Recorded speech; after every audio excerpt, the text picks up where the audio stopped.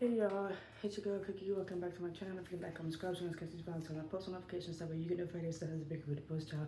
As my full length size in the group, that's a whole nother story. Okay, I look sad because I have been crying on and off all day.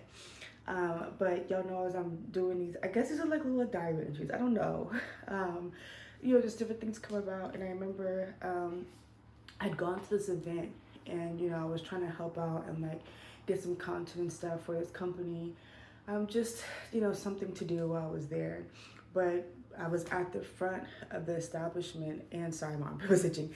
I was at the front of the establishment, and the way that the chairs were set up, I wasn't able to like go to the bathroom or go out the front door without help. So I'm literally sitting here crying because of how I'm feeling in regards to everything that's been going on in my life, and I'm sitting here in front of these people just feeling awkward and uncomfortable.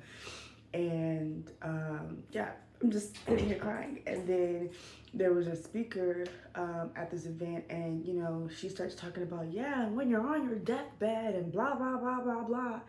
And that just like triggered me because it's like I literally was, and I didn't have like any help. Like literally that exact company, my mom left there crying the moment she found out I was in the ICU and never came to check on me. She left crying and then went home, and just that was that. And it's just like, okay. So like I think then was when I first realized that like, okay, I have a lot of triggers in regards to this situation.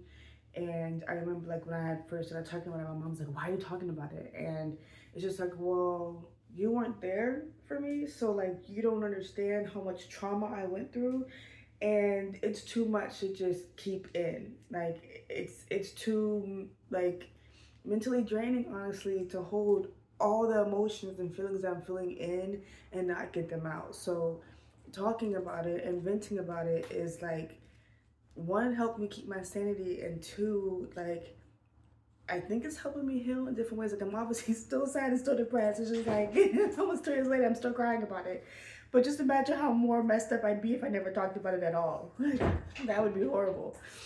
So it's just like, I don't know. I'm trying my hardest to get through this, but I'm also realizing that because of how traumatizing the situation is, and realizing like the more and more I talk about it, you realize more, where it's just like, okay, like, allegedly they really did try to unalive me. And, then you realize like how the how the restaurant failed on their part by not calling the ambulance. It's like I could have been unalive then.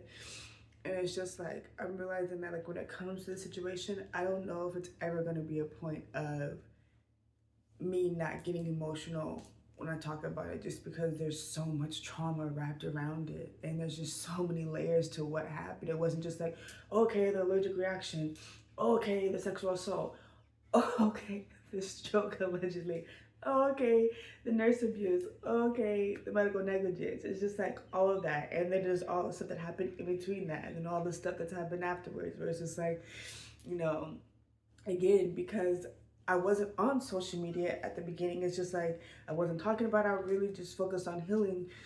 It's just like, I was trying my hardest to like get things going for myself, to try to figure out how to be able to support myself, because again, I was forced out prematurely.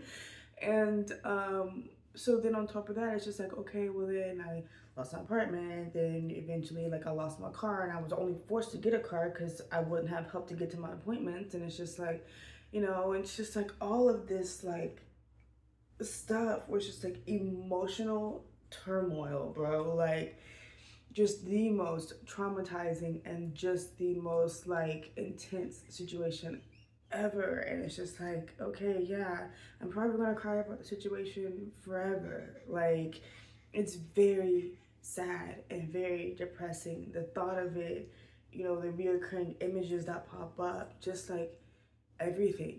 And I'm doing my best to try to get people to understand my trauma, so that way, they can understand it. Like I literally had a Cookie Monster crew member tell me like, hey, like, we appreciate you sharing your story, because as supporters, like we feel like we know you now.